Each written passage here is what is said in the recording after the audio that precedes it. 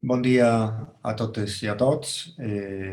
Antes que nada, muchas gracias a la CUP por esta invitación y a José María Vilalta en nombre de todo el equipo que habéis hecho posible este encuentro.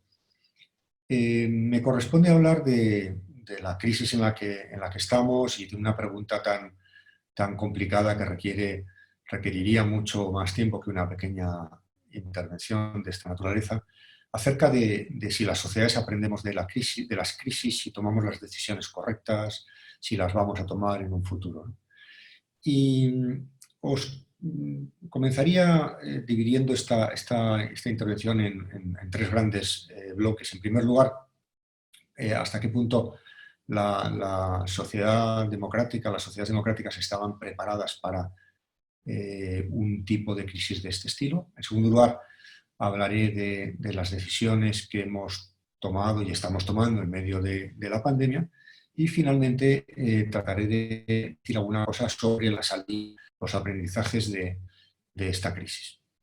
En primer lugar, a la pregunta concreta, yo diría que no, las sociedades democráticas no estábamos suficientemente preparadas para abordar una crisis de esta naturaleza.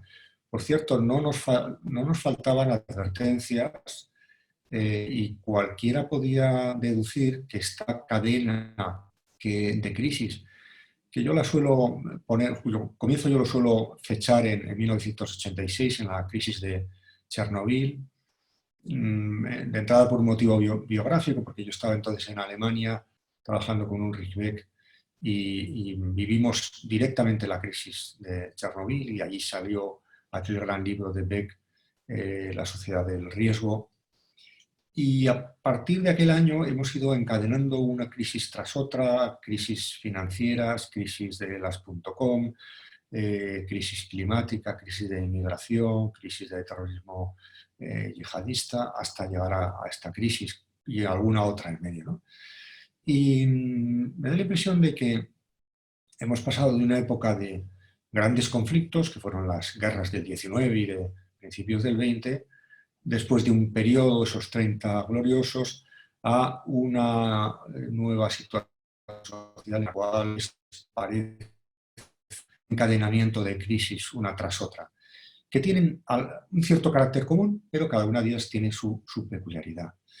¿Cómo nos pillan este tipo de crisis? Bueno, pues yo creo que nos pillan con dos características, o tres quizá mejor, que nos hacen muy difíciles de gestionar. En primer lugar, unos sistemas políticos que no tienen apenas incentivos para trabajar en el largo plazo y por tanto gestionan el día a día, lo más inmediato, la batalla competitiva política, la gestión de las urgencias, pero la previsión de efectos a largo plazo, dimensiones de largo plazo, crisis latentes que todavía no han acabado de germinar, pero están en esa dimensión oculta que podríamos identificar. Para eso no tenemos grandes incentivos, ¿no? En segundo lugar, nos encontramos también con que la propia gobernanza de nuestros sistemas políticos es una gobernanza muy poco anticipativa. Hay poca introducción de responsabilidad respecto del futuro en nuestros sistemas políticos.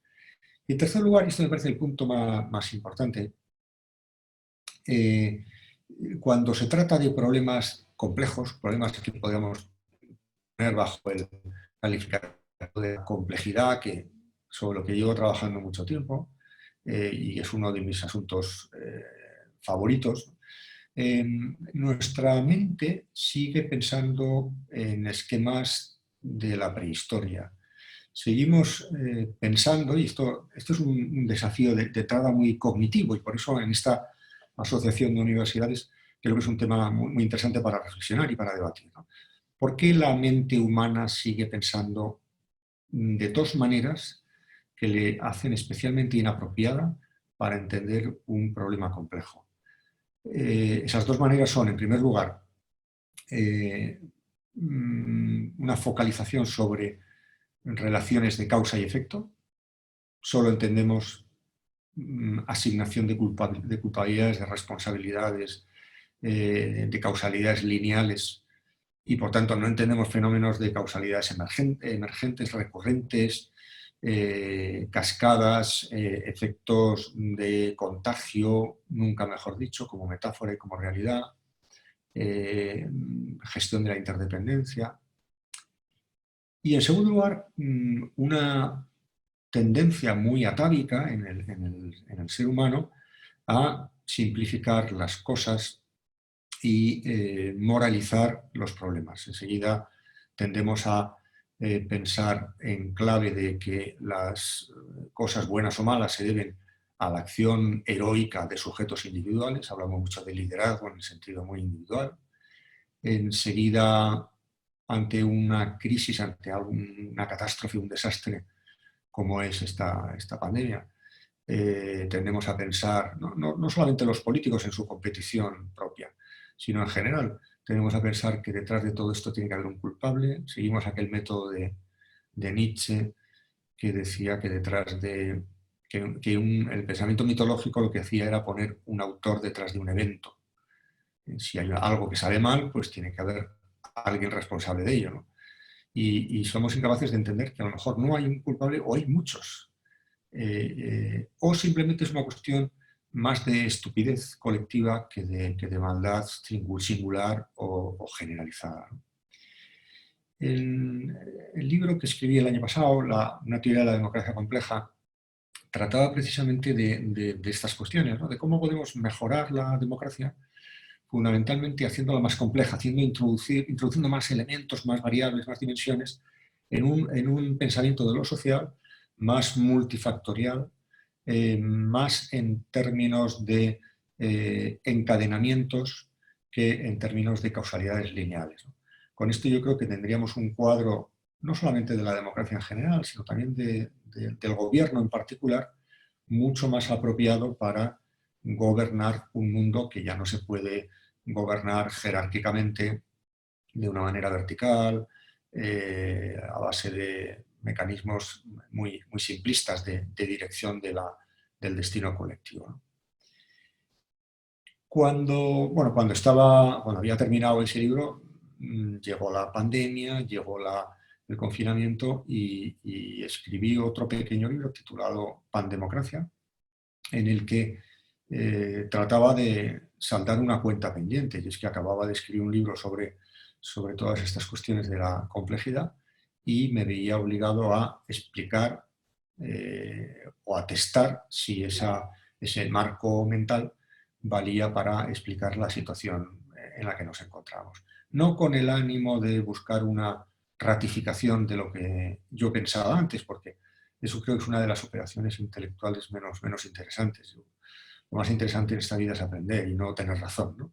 Y a veces empeñarse en tener razón a uno le dificulta para aprender y para desplegar la propia curiosidad y el propio deseo de aprender cosas nuevas, ¿no?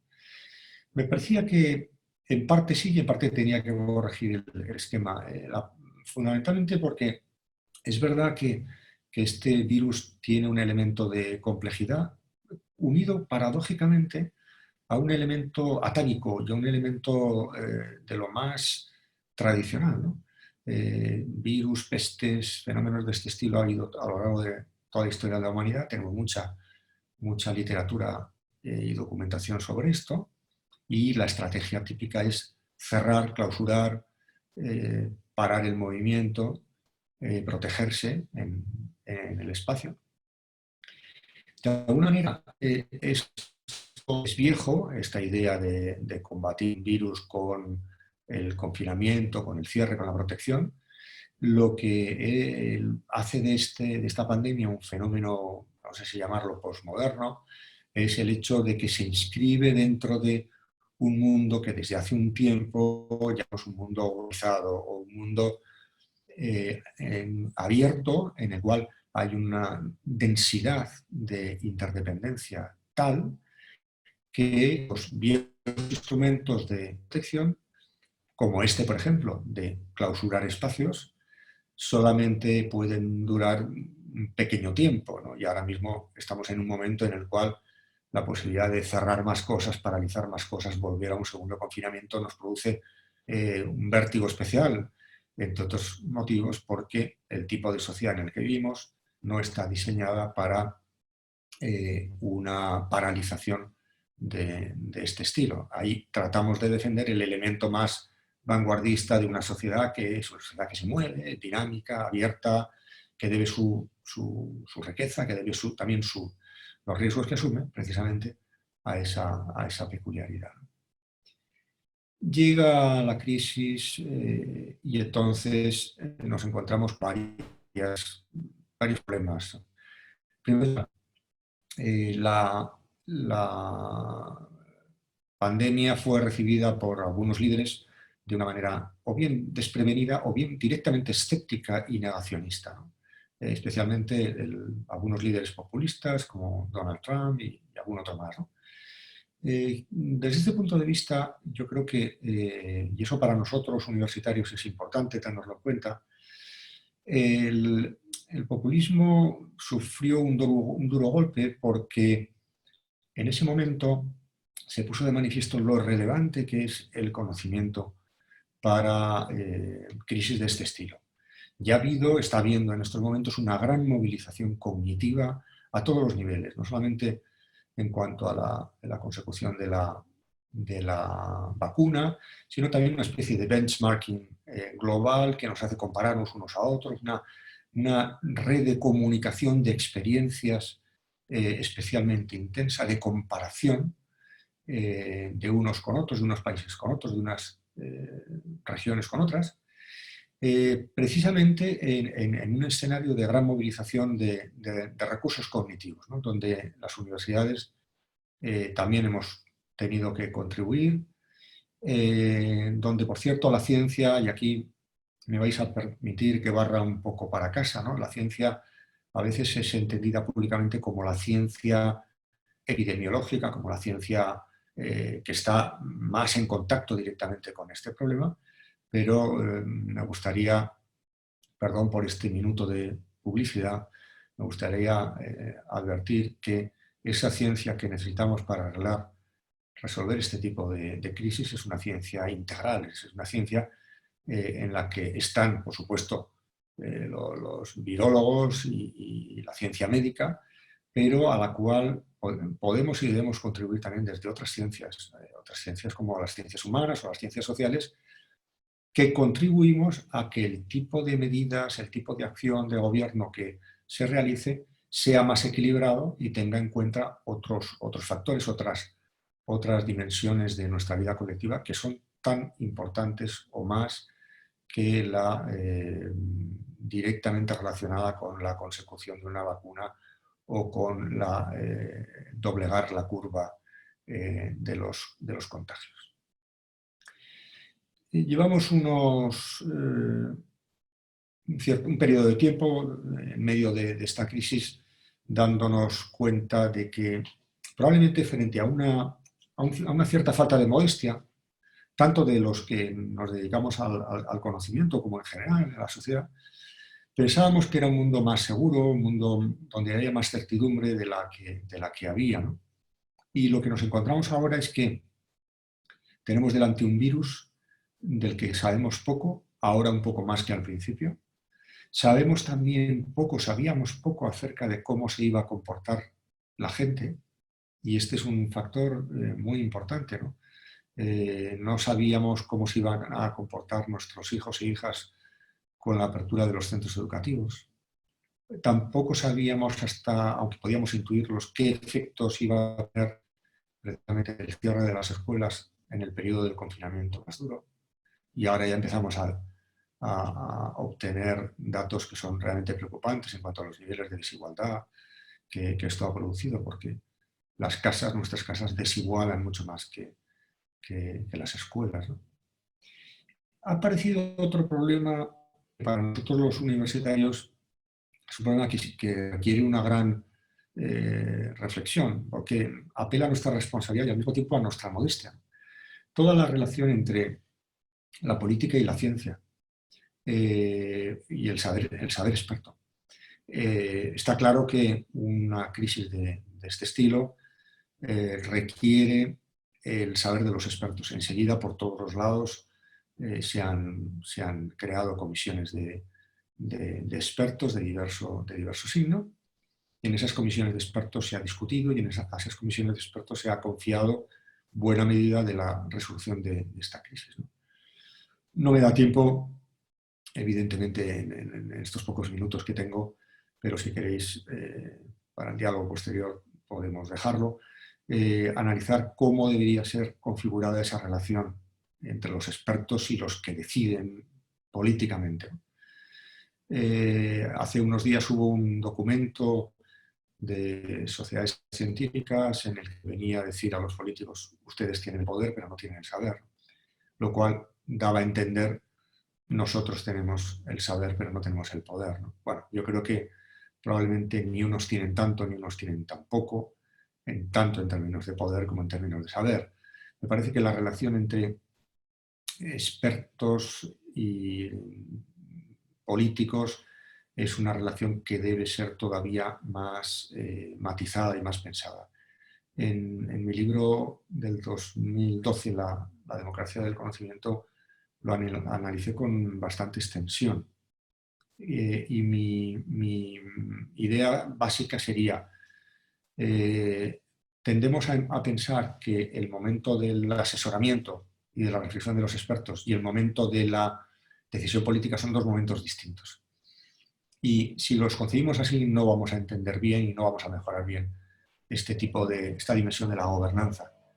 Que sean dos momentos distintos quiere decir que, por ejemplo, es posible la visión tecnocrática según la cual los técnicos le dicen al poder lo que tiene que hacer, lo que tiene que decidir, el speaking truth to power.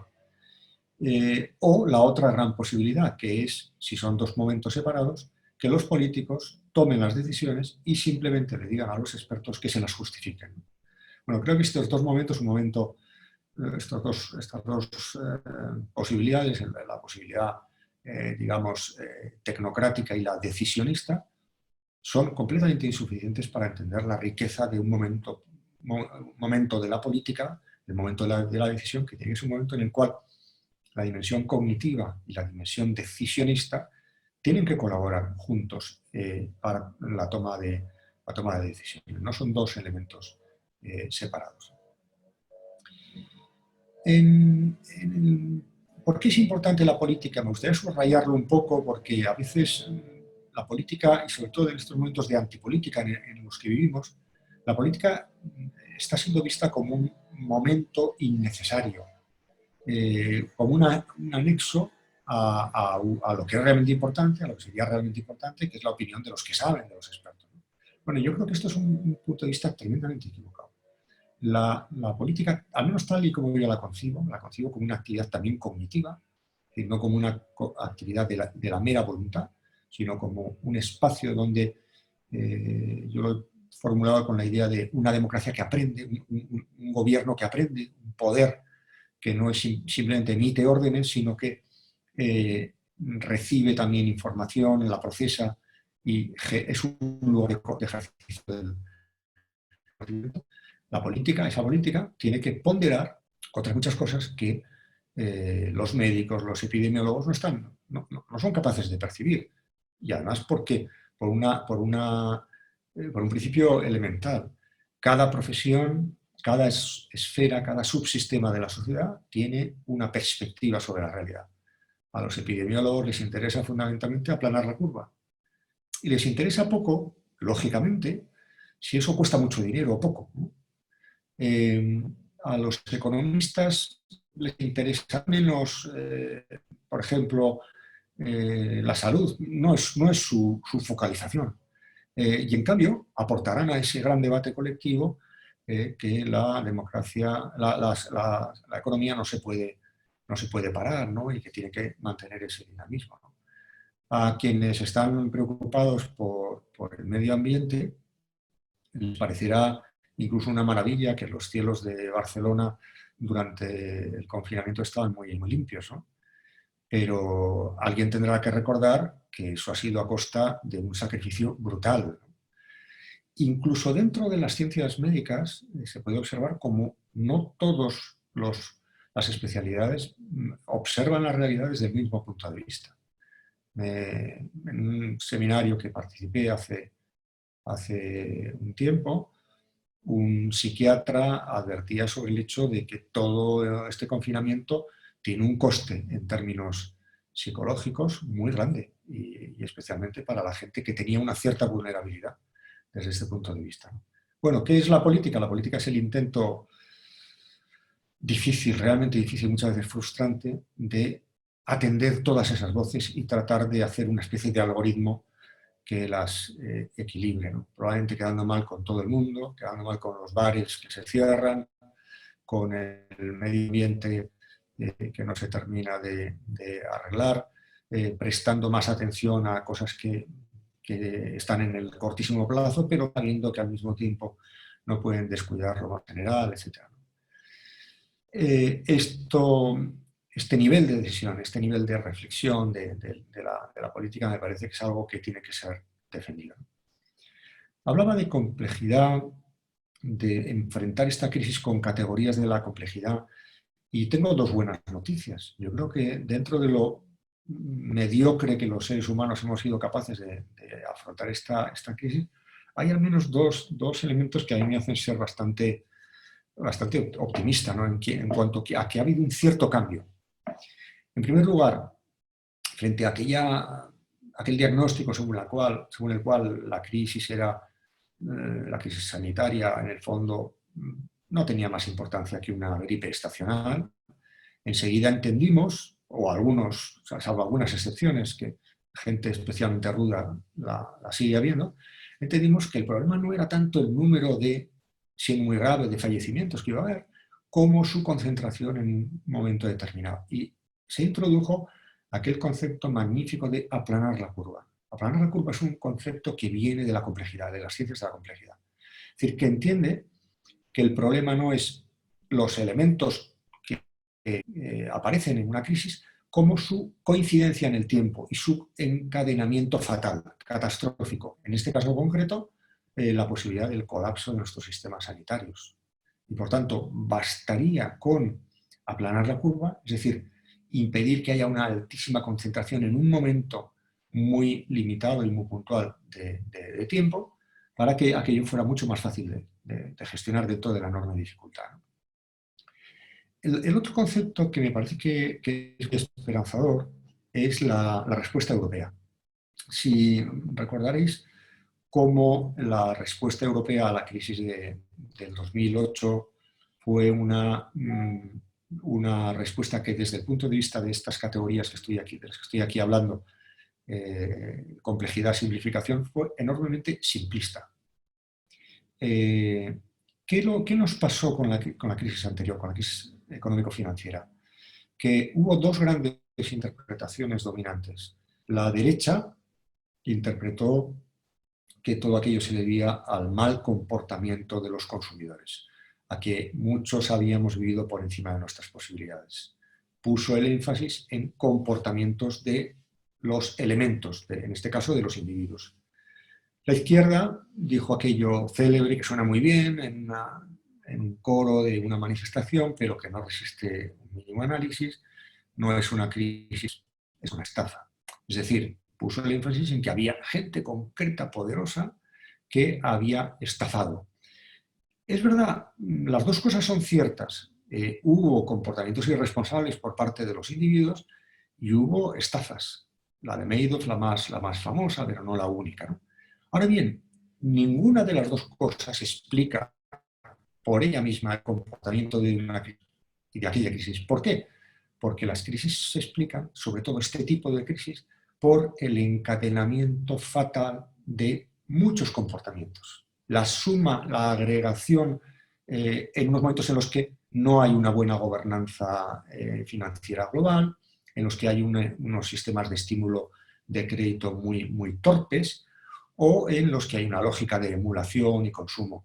Todo eso sumado con un euro incompleto, porque no tenía una dimensión política, de gobernanza política adecuada, todo eso produjo la crisis que produjo.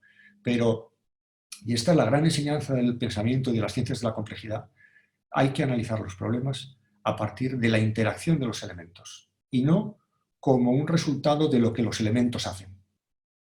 Podríamos decir, es la interacción, estúpidos, lo importante, no, ni la economía ni la política, es la interacción. Analicemos la interacción de las cosas, gobernemos la interacción de las cosas.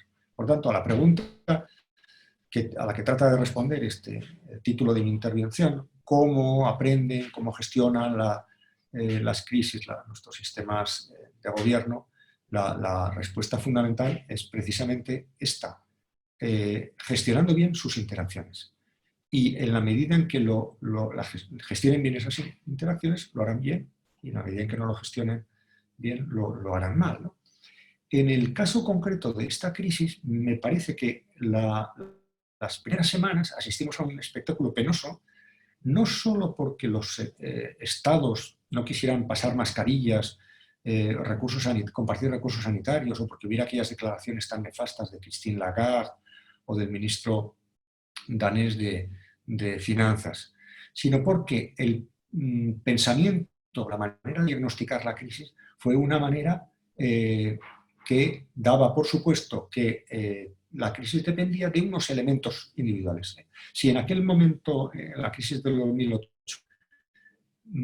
la culpa era, por ejemplo, de unos estados del sur que habían actuado irresponsablemente en términos económicos, ahora era muy difícil explicar que el virus había entrado en Italia por una especial perversión de los italianos, o que, sobre todo teniendo en cuenta además que la evolución de la crisis de la pandemia ha puesto de manifiesto que nadie está a salvo, es decir, que esto es un fenómeno típico de contagio. Mientras que la crisis económica podía entenderse que el contagio era menor y que sobre todo los efectos eran más nacionales, ¿no? Bueno, en este caso concreto está claro que esto no es así, ¿no? Y por eso me parece que toda la respuesta, en este caso económica, de Europa a la crisis actual ha sido muy positiva, a diferencia de la del 2008. La del 2008 fue la receta de la autoridad, es decir, la presión sobre los estados para que bajaran, para que consiguieran devolver unos créditos que se les ponía en unas condiciones que podía parecer a los que otorgaban los créditos que eran favorables, pero en el fondo eran muy salvajes, ¿no? Mientras que en esta crisis se ha entendido que, primero, la experiencia del 2008 nos ha enseñado que esas condiciones salvajes terminan siendo contraproductivas, no se pueden cumplir. Y segundo, que es mucho más interesante, además de créditos que haya que devolver, establecer ayudas vinculadas a procesos de transformación de, por ejemplo, nuestros sistemas productivos en la dirección de mayor digitalización, economía sostenible, verde y protección a los más vulnerables.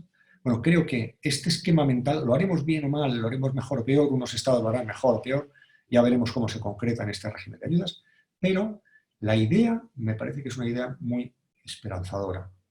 Es decir, la idea de que en el fondo podemos aprovechar esta crisis para realizar aquellas transformaciones que sin la crisis probablemente no hubiéramos sido capaces de acometer, y sobre todo que hay una cierta mancomunidad de la gestión de la crisis. Hay una cierta comprensión sistémica de que nos la jugamos todos, de manera desigual, por supuesto, pero nos la jugamos todos con que haya una Europa más digitalizada, una Europa más ecológica y una Europa que sepa proteger mejor a las personas en situación de vulnerabilidad.